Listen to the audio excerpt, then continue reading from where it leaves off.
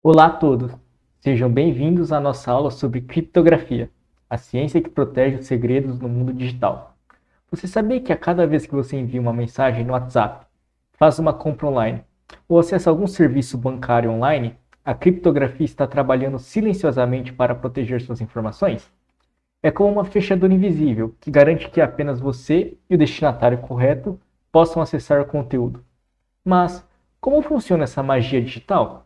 Como transformamos informações legíveis em códigos secretos que apenas pessoas autorizadas podem decifrar? Nesta aula, vamos desvendar os mistérios da criptografia de forma simples e prática. E não se preocupe se você não tem formação técnica. Vamos explorar esse fascinante mundo utilizando exemplos do dia a dia que todos podem entender. Na nossa videoaula, vamos abordar os seguintes tópicos hoje: introdução e contexto histórico, criptografia simétrica, criptografia assimétrica e criptografia híbrida.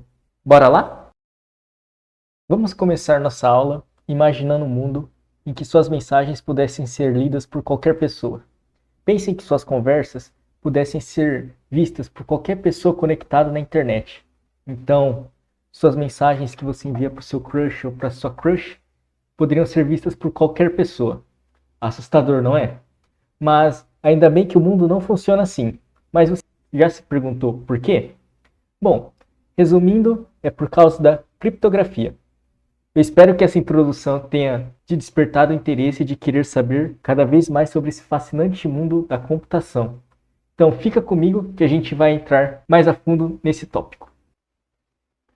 Vamos começar pela definição de criptografia, que pode ser vista como a arte de esconder mensagens. A criptografia, ela surge exatamente da necessidade humana de proteger segredos. Em sua essência, a criptografia é a arte de esconder mensagens, transformando-as em algo incompreensível para os olhos curiosos e mal intencionados. É como criar um código secreto, uma linguagem que só você e certas pessoas conseguem entender. Agora, um desafio para você. Você consegue adivinhar desde quando a humanidade utiliza criptografia? Dica: faz muito tempo. Bom, a criptografia é tão antiga quanto a necessidade de esconder informações, e há evidências de seu uso desde o Egito Antigo. Vamos citar um exemplo, a cifra de César. Ela foi utilizada pelo imperador romano Júlio César para que ele pudesse enviar informações para o seu exército de forma confidencial. E seu funcionamento é super simples e cumpria seu propósito para a época. E como é que ela funcionava? Basicamente, ela se baseia na substituição de letras. Cada letra do alfabeto original é trocada por outra letra, deslocando o alfabeto em um certo número de posições. Por exemplo, se utilizarmos um deslocamento de 3 posições, a letra A vira D, a B vira E e por assim em diante. Então a palavra se transformaria em WDWRXH. Simples, não é? Mas é eficaz para quem não sabe o segredo, ou seja, o número de posições do deslocamento.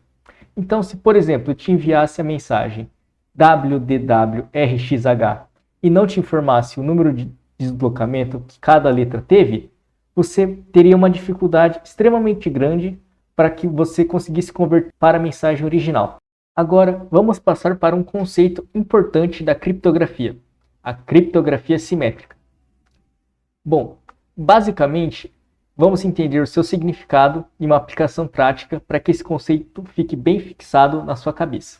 Um princípio é uma chave, 2 lados. Então, essa maneira de criptografar pode parecer rudimentar para os padrões de hoje, mas ela ensinou um princípio fundamental, o uso de uma única chave secreta. Para a cifra de César, existia um segredo compartilhado, o número de deslocamento. E é exatamente esse o coração da criptografia simétrica, uma chave única que serve tanto para trancar quanto destrancar o segredo. Então, voltando ao nosso exemplo da cifra de César, o número de deslocamento para criptografar era n posições e para descriptografar era n posições. Você deslocava n e depois voltava n. Ainda não entendeu? Não tem problema. Vamos utilizar um novo exemplo para que esse conceito fique mais claro para você. Vamos utilizar o exemplo de um cofre. Então, vamos pensar da seguinte maneira. Imagine um cofre. Seus dados, sua mensagem secreta, são algo valioso que você quer guardar dentro desse cofre. E para proteger esse cofre, você usa uma única chave secreta. Então, a nossa parte de criptografia seria como trancar o cofre. Então, quando você vai criptografar sua mensagem, você usa essa chave para trancar o cofre. O que está dentro do cofre se torna ilegível, portanto, fica protegido. Essa é a criptografia. A descriptografia seria análogo a destrancar o cofre, quando um destinatário, que também possui uma cópia da mesma chave, recebe o cofre trancado, ou seja, a mensagem criptografada, ele usa essa chave para destrancar o cofre e ter acesso novamente à mensagem original, só que dessa forma legível. Essa é a descriptografia. Bom, eu espero que com esse exemplo tenha ficado claro o conceito da criptografia simétrica. Vamos ver um exemplo na prática de como um algoritmo com criptografia simétrica funciona. Você muito provavelmente utiliza o Wi-Fi no seu dia a dia, né? Não tem nem como fugir disso. Mas sabia que quando você utiliza uma rede Wi-Fi protegida por senha, que utiliza os protocolos WPA2 ou WPA3, é o algoritmo AES que está trabalhando nos bastidores, criptografando a comunicação entre os seus dispositivos e o roteador Wi-Fi? Isso garante que seus dados, como senhas, e-mails e informações de navegações, não sejam interceptados por pessoas mal intencionadas que estejam, entre aspas, escutando sua rede Wi-Fi. Ficou curioso para saber como esse algoritmo funciona? Vamos ver o passo a passo dele logo em seguida. Basicamente, temos que seguir esses 6 passos para entendermos como o algoritmo AES funciona. Bom, vale ressaltar no primeiro passo que o algoritmo não embaralha a mensagem de uma vez só. Ele faz isso em várias etapas chamadas rodadas. Imagine que sua mensagem, então, é quebrada em pequenos blocos. Em cada rodada, o algoritmo AES faz o seguinte procedimento. Substituição. Pega pequenos pedaços de dados e os troca por outros, utilizando uma tabela de consulta fixa, que é uma parte do próprio método do AES. Depois, mudamos a posição dos dados dentro de um bloco, como se fosse embaralhando as peças de um quebra-cabeça. Depois, no passo 4, combinamos os dados dentro do bloco de forma matemática, garantindo uma pequena mudança no início causa um efeito cascata enorme no final. Depois, incorporamos a chave. A cada rodada, uma parte diferente da chave secreta é misturada com os dados. Isso garante que o embaralhamento seja único para aquela chave específica. Depois, na parte de descriptografia, utilizando a mesma chave, o computador executa o procedimento AES ao contrário. Ele desfaz cada uma das transformações na ordem inversa, rodada por rodada, para obter a mensagem original. Olá, bem, agora nós vamos chegar no terceiro tópico da nossa aula de hoje. Em seguida da criptografia simétrica, vamos ver outro tipo de criptografia, agora a assimétrica, o oposto, vamos dizer, né? E bem, primeiramente, só para começar, dar uma contextualizada, eu gostaria de começar dando uma explicada sobre um possível risco com a criptografia assimétrica, uma vulnerabilidade que existe no seu método, né?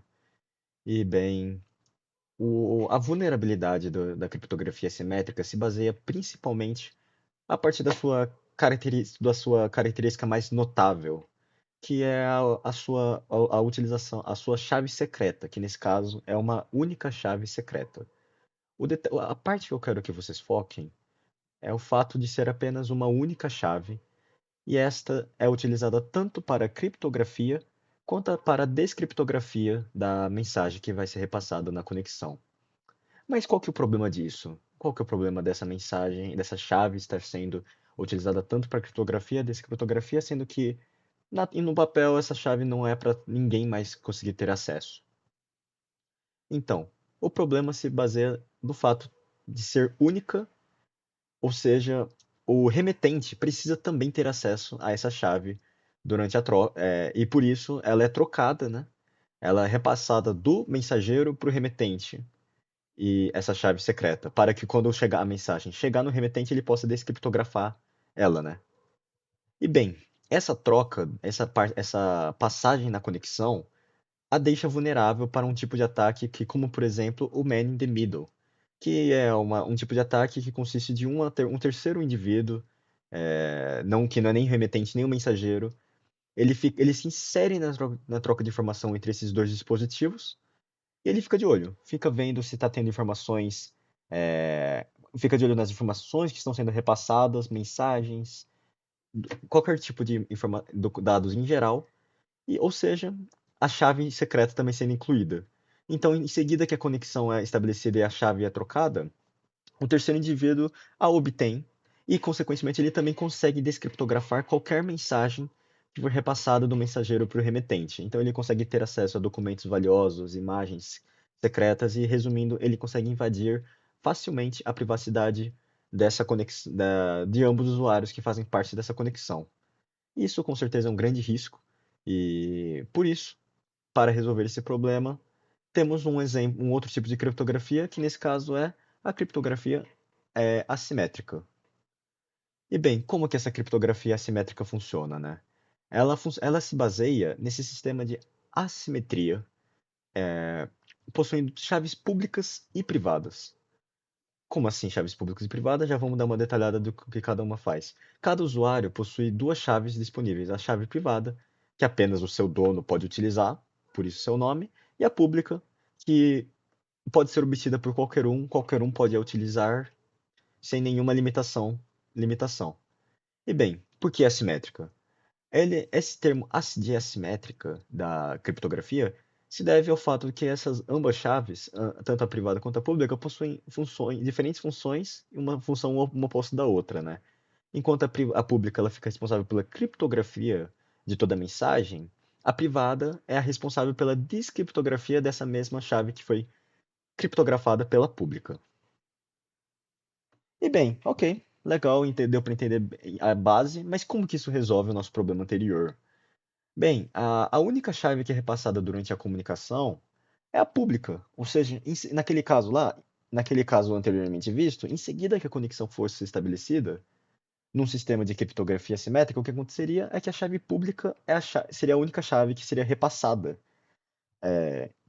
do mensageiro para o remetente. Enquanto isso, a privada, ela nunca seria trocada e seria específica para o mensageiro apenas. Apenas ele teria acesso à sua respectiva chave privada. E por que ele segue esse sistema, esse método de criptografia? Nesse sistema, qualquer um pode criptografar qualquer mensagem usando a chave pública de seu destinatário.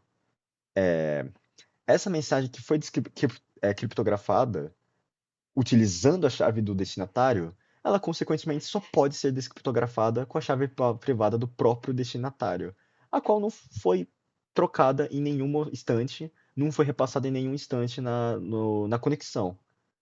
Só para ficar um pouquinho mais claro, imagino que deve ter ficado um pouquinho confuso explicar dessa forma, então eu preparei um exemplo, uns slides, só para poder a gente fazer uma repasse e explicar cada etapa com mais cuidado. Então, bem, temos esse exemplo aqui, que temos o Bruno e o Caio, que eles estão interessados em uma conexão. Nesse caso, só para facilitar, vamos estabelecer o Bruno como mensageiro e o Caio como remetente. Cada um possui sua respectiva chave privada e chave pública. A chave rosa sendo a chave privada do Bruno e a chave azul do Caio. E mesma coisa, a ciano, azul escuro, né, para alguns, sendo a chave pública do Bruno e a chave roxa sendo a chave pública do Caio. E bem, a primeira etapa desse processo consiste em o quê? Na troca das chaves públicas, das chaves que criptografam as mensagens. O Bruno recebe a chave roxa, chave pública do Caio, e o Caio recebe a chave pública do Bruno, que é a chave azul, ciano. E cada um fica com essas chaves assim. Bem, agora Bruno possui um documento que ele quer enviar para Caio, e o que ele faz?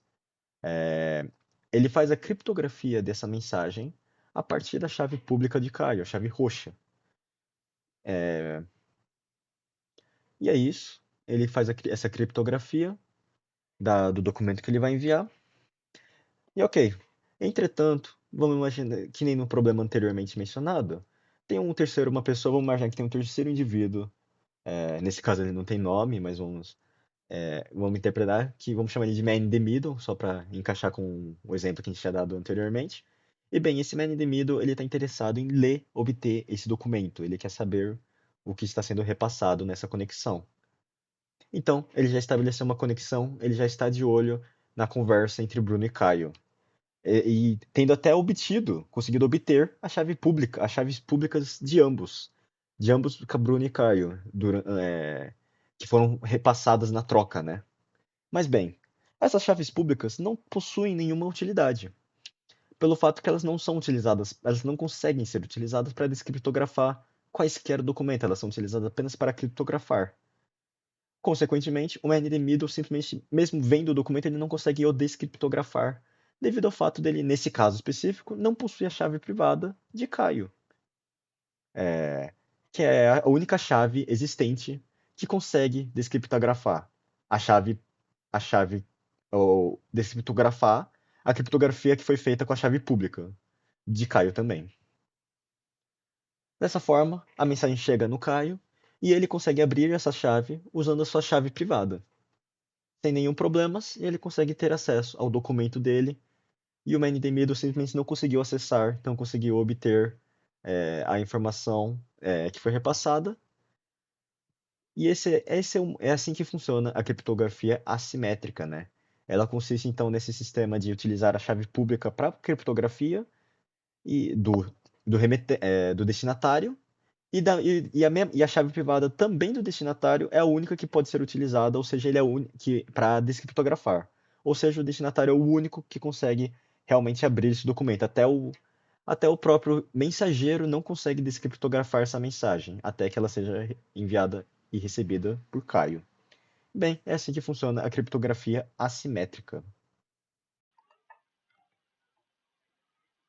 Mas e se houver um impostor na troca de mensagens? Como nós vimos, toda mensagem é criptografada com a chave pública de quem vai receber. Então, quem garante que existe um mecanismo que impeça que o impostor fabrique uma mensagem falsa? Na realidade, isso não acontece. Então, nesse exemplo, se Bruno quer enviar uma mensagem para Caio, Caio espera uma mensagem de Bruno, não existe nada que impeça Ezequiel de fabricar uma mensagem se passando por Bruno com algum conteúdo malicioso, algum vírus ou algo do tipo, criptografar essa mensagem com a chave pública de Caio, enviar para Caio, que então vai acessar e verificar que essa mensagem é de fato de Bruno, apesar de não ser. Então precisa-se de um método de verificar quem seria o autor dessa mensagem. Portanto, surge o método de assinatura digital, que aproveita da criptografia assimétrica para fazer um processo de criptografia na ordem inversa. Ou seja, em vez de fazer a criptografia com a chave pública, faça com a chave privada. E a descriptografia, nesse caso, com a chave pública. Dessa forma, é possível adicionar uma assinatura na mensagem que, como ela é feita com a chave privada, apenas a pessoa que escreveu é capaz de gerar essa assinatura, o que garante autenticidade, veracidade e não repúdio da mensagem. Mas o que seria essa assinatura? Ela vai ser um texto especial e único que vai ser calculado utilizando uma função matemática, e a partir da mensagem original. Esse texto ele é chamado de hash. E esse hash vai ser criptografado com a chave privada de quem for enviar a mensagem, quem está escrevendo a mensagem, vai ser adicionado na mensagem original, que a mensagem agora com o hash vai ser criptografada novamente com a chave pública de quem vai receber. Então vamos acompanhar o processo. Primeiro nós temos que escrever a mensagem. A partir dessa mensagem ele passa por uma função matemática que vai gerar esse hash, que é pequeno e é único. Esse hash vai ser trancado ou criptografado com a chave privada do Bruno, que só ele possui, que vai ser então adicionada a mensagem original, e essa mensagem completa, agora com o hash, vai ser criptografada com a chave pública do Caio, que o Bruno tem acesso, assim como todos os outros usuários da rede. Então é possível fazer a troca de mensagem. Quando o Caio receber essa mensagem, ele que possui a chave privada dele é quem vai conseguir abrir essa mensagem. Então separaram o hash da mensagem original, e esse hash vai ser aberto com a chave pública do Bruno, que foi quem enviou a mensagem. E se tudo está correto, nós temos um hash, mas que a princípio não quer dizer muita coisa. É só um texto que foi gerado a partir de uma função matemática. Portanto, é necessário comparar esse hash. Mas comparar com o quê? Bom, Caio vai gerar um segundo hash a partir da mensagem original, utilizando a mesma função matemática que o Bruno utilizou. Dessa forma, se nós tivermos esses dois hashes, essas duas assinaturas, elas podem ser comparadas e se elas forem iguais, quer dizer que a mensagem é autêntica. Ou seja, se Ezequiel tentasse enfiar as mãos nessa troca de mensagens aí, primeiro, como ele não possuía a chave privada de Caio, ele não consegue abrir essa mensagem para ler o que está dentro dela, como nós vimos na parte anterior. E como ele também não possui a chave privada de Bruno, ele não é capaz de assinar essa mensagem, portanto ele não pode se passar por Bruno ou enviar uma mensagem para Caio. Bem, devo falar então de alguns métodos de criptografia simétrica que são muito utilizados hoje em dia. E dentre eles temos o RSA, que foi nomeado a partir dos três matemáticos que desenvolveram o método, e ele é um dos métodos mais antigos ainda utilizados. Ele utiliza números primos muito grandes, como chave pública e chave privada, para fazer a criptografia.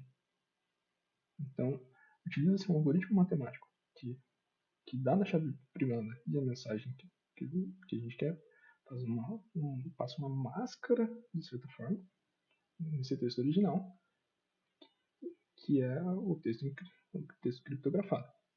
E utilizando esse mesmo algoritmo, agora com a chave diferente, no caso a chave pública, e fazendo um processo de mascaragem de novo, é possível recuperar o texto original. E dessa forma, mas dessa forma não conta com o método de assinatura digital. Para isso surge então o DSA, que é o algoritmo de assinatura digital, que utiliza do método RSA, mas agora com duas chaves públicas e duas chaves privadas, exatamente como acabamos de descrever. Portanto, para fazer essa mascaragem do texto original, faça esse processo, esse algoritmo matemático duas vezes, e para recuperar a mensagem, faça esse algoritmo mais duas vezes, que acaba sendo bem custoso para mensagens grandes. Então, vamos dar uma olhada nos métodos de criptografia simétrica e assimétrica. Mas a criptografia simétrica, como nós vimos, ela é bem rápida para criptografar e descriptografar mensagens. Depende apenas da chave secreta entre os dois usuários. Mas, enquanto não houver a primeira troca de mensagens para que os usuários saibam qual é a chave secreta, não existe comunicação segura. E nessa primeira troca de mensagens é fácil de se perder essa chave secreta, de ter o vazamento de chaves, e a partir daí, em momento algum, vai haver uma comunicação segura. No entanto, existe a garantia de que quem enviou a mensagem é exatamente quem possui a chave secreta, então ela é sempre autêntica, a não ser que ela seja vazada. Já na criptografia assimétrica, a gente viu que ela é lenta para criptografar e descriptografar mensagens grandes. Exige muitos processos, por exemplo, no método DSA, que utiliza duas vezes o algoritmo matemático com números primos muito grandes e depois mais duas vezes para recuperar a mensagem.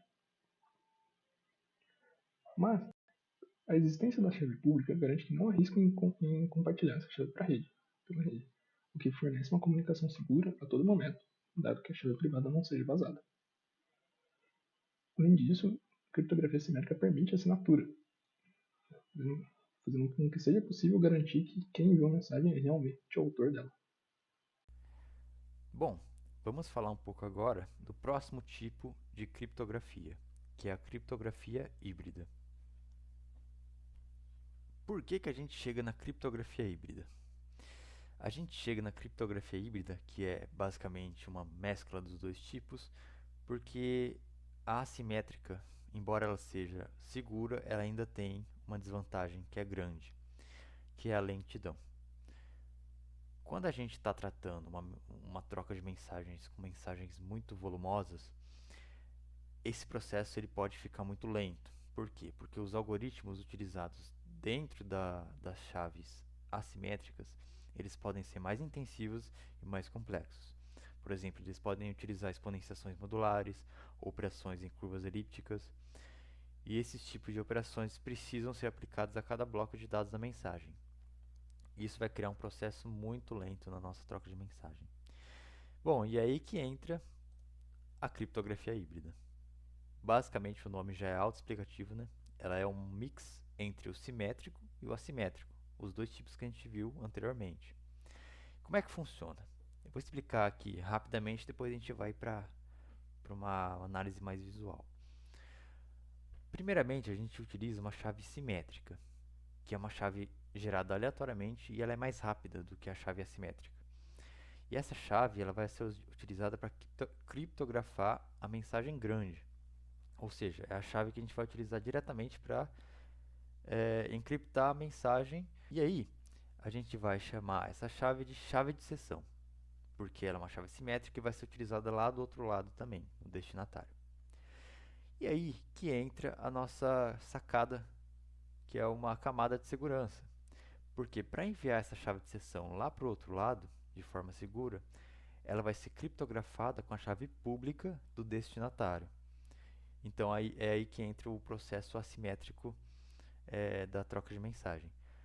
O destinatário vai enviar a chave pública dele para o remetente e utilizando essa chave ele vai encriptar a chave de seção, porque essa chave de seção vai ser enviada junto com a mensagem lá para o outro lado.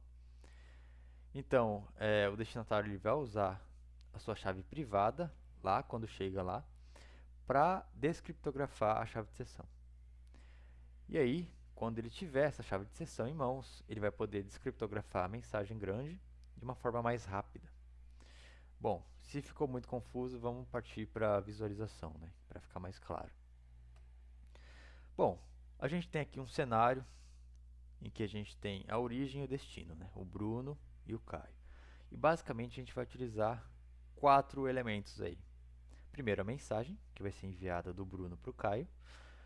A gente vai ter a chave simétrica, que é a chave de seção que vai ser utilizada dos dois lados. E também vai ser aquela que vai ser utilizada para encriptar a mensagem. E tem também a chave pública e a chave privada do destinatário, que é o Caio. Desculpa. E aí começa o nosso procedimento. O Bruno ele vai utilizar a chave simétrica, que é uma chave mais rápida, para ser a responsável por encriptar a mensagem. Então, tendo os dados, né, da mensagem encriptados, ele vai separar aquilo para enviar, mas antes de enviar, ele também vai enviar a chave simétrica, mas ele não pode enviar ela desse jeito, porque senão ela vai ser vulnerável. Então, o Caio vai mandar a chave pública para o Bruno, para ele poder utilizar ela para encriptar também a chave simétrica, né? O processo assimétrico para encriptar uma chave simétrica. Tendo as duas coisas criptografadas, a mensagem e a chave simétrica, ele vai poder enviar os dois para o Caio. E o Caio, utilizando a sua chave privada, que só ele tem acesso, ele vai descriptografar a chave simétrica, que é o que ele vai utilizar para acessar a mensagem. Então, ele libera ela e tendo a chave simétrica em mãos, aí ele vai poder utilizar para descriptografar também a mensagem de forma mais rápida. Sempre enfatizando aqui, gente, que a chave simétrica ela vai ser mais prática e rápida para criptografar ou descriptografar a mensagem do que a chave assimétrica. E aí ele pode utilizar a mensagem de forma segura. Bom, aí a gente mostrou um cenário hipotético, mas vamos para um cenário mais prático da vida real. Todo mundo aqui já acessou a internet, algum site no navegador, e é nesse cenário que entra a criptografia híbrida, né, no mundo atual. É um exemplo mais clássico de criptografia híbrida. E o cenário é exatamente esse aqui, em que você tem o nosso computador acessando ali um site, por exemplo, e esse site está hospedado no servidor de alguma empresa. E essa comunicação entre a nossa máquina, cliente, e o servidor da empresa utiliza um protocolo chamado HTTPS, que é um protocolo de web que é muito mais seguro por utilizar a criptografia híbrida. Então vamos lá, o que acontece? A partir do momento que o cliente vê que o servidor está disponível, o servidor é o da empresa. O servidor vai enviar um certificado digital ao cliente. E nesse certificado a gente vai ter a chave pública do servidor, que seria a chave pública que vai ser utilizada para criptografar a chave simétrica. Então, aqui o servidor manda essa chave pública. Aqui no lado do cliente, ele vai gerar uma chave simétrica secreta, chamada de chave de sessão, que é aquela que a gente viu no exemplo anterior. E aí, o cliente vai criptografar essa chave de sessão utilizando a chave pública do servidor. E aí, ele vai enviar para o servidor essa chave de sessão. O servidor, com a sua chave privada, que só ele tem acesso, ele vai conseguir decifrar essa chave de sessão enviada pelo cliente. E nesse ponto, tanto o cliente quanto o servidor eles vão ter a mesma chave de sessão. Ela vai ser secreta para os dois, segura, e ela não vai ser mais trocada de um lado para o outro, porque os dois já vão ter essa chave. E agora, a partir desse momento, toda a comunicação que for feita entre o cliente e o servidor vai ser criptografado e descriptografado utilizando essa chave de sessão, certo? E aí no fim a gente chega aqui na comparação, né? De forma conclusiva a gente vai comparar os três tipos de criptografia que a gente falou hoje. A gente tem a simétrica, que ela é basicamente mais rápida para criptografar, só que ela tem o porém que é não ser tão segura. Já a criptografia assimétrica, ela vai ter a troca de chaves de forma segura, porém ela pode ser mais lenta com grandes volumes de dados. Já a híbrida, ela combina o melhor dos dois mundos. Ela vai ser segura e rápida ao mesmo tempo, de uma forma equilibrada, porque ela acaba sendo um pouco mais complexa que a assimétrica, mas ainda assim é um bom equilíbrio entre o seguro e o rápido. E é isso, pessoal. Espero que vocês tenham gostado da apresentação e que tenha sido de bom proveito. Obrigado.